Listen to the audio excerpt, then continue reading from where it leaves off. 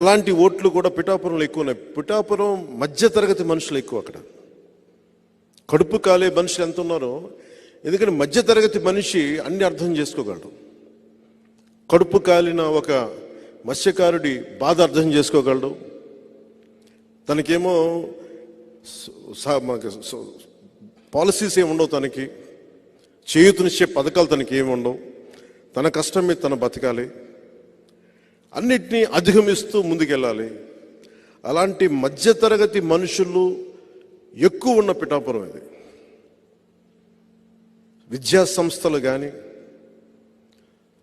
నిస్సహాయతతో ఇసుక తవ్వేసుకుంటూ వెళ్ళిపోతుంటే నిస్సహాయంగా చూసే ఎంతోమంది పెద్దలు నేను చూశాను. అక్కడ నా దగ్గరికి వచ్చి మాట్లాడుతూ ఉంటే నాకు అనిపించింది, అరే నేను కనుక ఉండుంటే కొంచెం ఏదన్నా చేదోడు వాదోడుగా ఉండేవాడిని, ఇంత ఇసుక దోపిడీ లేకుండా చూసేవాడిని అని అనిపించింది నాకు.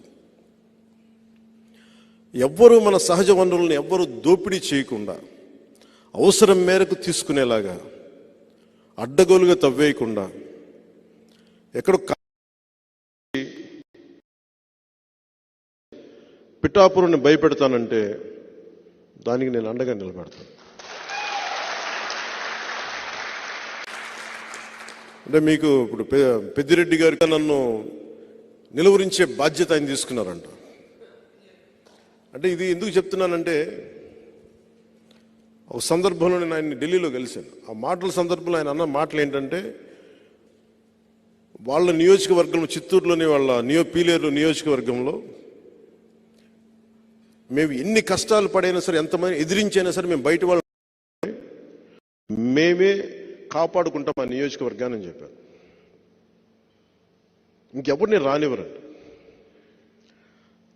అక్కడ మన పార్టీ కోసమే పోయినసారి ఒక యాదవ సమూహాలకు చెందిన ఒక యువకుడు మన పార్టీ తరఫున పోటీ చేస్తే పాపం చాలా భారీగా నామినేషన్ వేశారు, కానీ ఎలక్షన్లో ఓడిపోయారు. మీ ఓట్లు బాగానే వచ్చినాయి.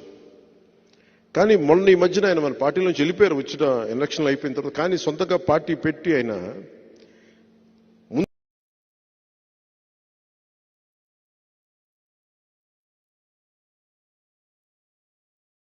బీసీలకు అండగా ఉంటామంటే మేము మెతుకులు పడేస్తాం, మీరు ఏరుకోండి.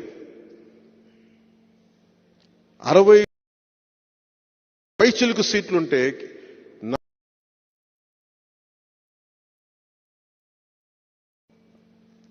వీళ్ళు కూర్చోబెట్టి బీసీ అండగా ఉంటామని చెప్తారు. వీళ్ళు క్లాస్ వారి గురించి మాట్లాడతారు. నాకు జగన్ రెడ్డి గారి మీద కానీ మిథున్ రెడ్డి గారి మీద నాకు వ్యక్తిగతంగా నాకు కోపాలు లేవు వీళ్ళ మీద. ఇంకెవరు రాజకీయాల్లోకి రాకూడదు.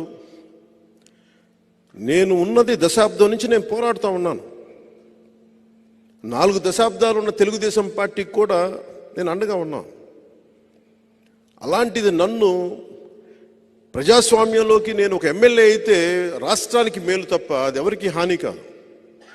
రాష్ట్రంలో నాలాంటి గొంతుకులు ఉండకూడదు. నా కోసం 100 కోట్లు 150 కోట్లు ఓటుకి ₹1,00,000 ఇచ్చుకునేయమని, కుటుంబానికి ₹1,00,000 ఇచ్చుకునేయమని స్థాయిలో మాట్లాడుతూ ఉన్నారు. అంత డబ్బు ఉంది వాళ్ళ దగ్గర.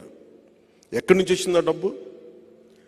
మద్యపానాన్ని నిషేధిస్తామని చెప్పి ఒక సీఎం సారా వ్యాపారి స్థాయికి వెళ్ళిపోయాడు.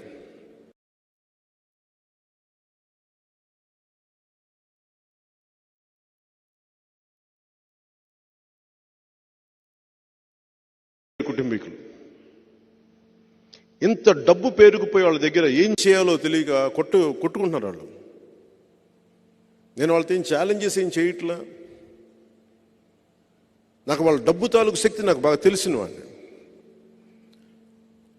నేను ఒక్కటే కోరుకుంటా, నిజంగా తల్లి దీవెన కనుకే ఉంటే నాకు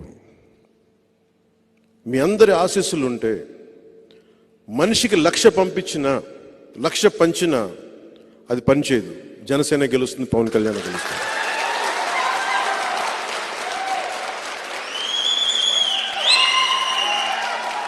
అలాగే వంగా గీత గారిని కూడా మీరు తెలుసో, మీ అందరికీ తెలిసి ఉండొచ్చు, 2009లో మన ద్వారానే రాజకీయాల్లోకి వచ్చారు. సమాన్ రావు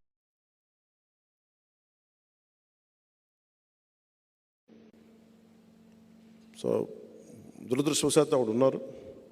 భవిష్యత్తులో ఆవిడ వైసీపీని వీడి జనసేనలోకి రావాలని మనస్ఫూర్తిగా కోరుకుంటున్నాను.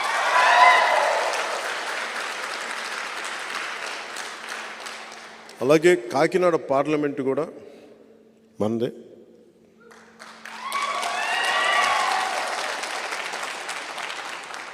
ఎందుకు కాకినాడ పిఠాపురం చాలా కీలకమైనవి భారతదేశానికి అంటే,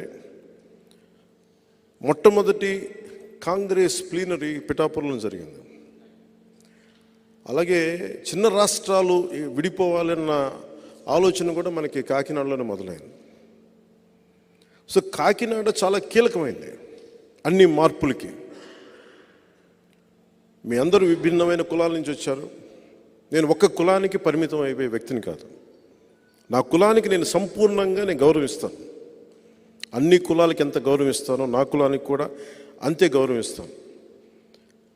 కానీ కులం కోసం మిగతా కులాలతో గొడవ పెట్టేసి మీరంతా వేరు మేమంతా వేరు అని చెప్పి ఒంటరి అయిపోయి ఎవరికి కాకుండా పోవడం నాకు ఇష్టం లేదు. నాకు అది నేను పుట్టిన కులానికి కూడా మంచిది కాదు. పింక్ డైమండ్ లాగా నేను ఏ పార్టీ అధికారంలో ఉన్నా, ఉదాహరణకి రమణ దీక్షితులు గారు టీటీడీ ప్రధాన అర్చకులు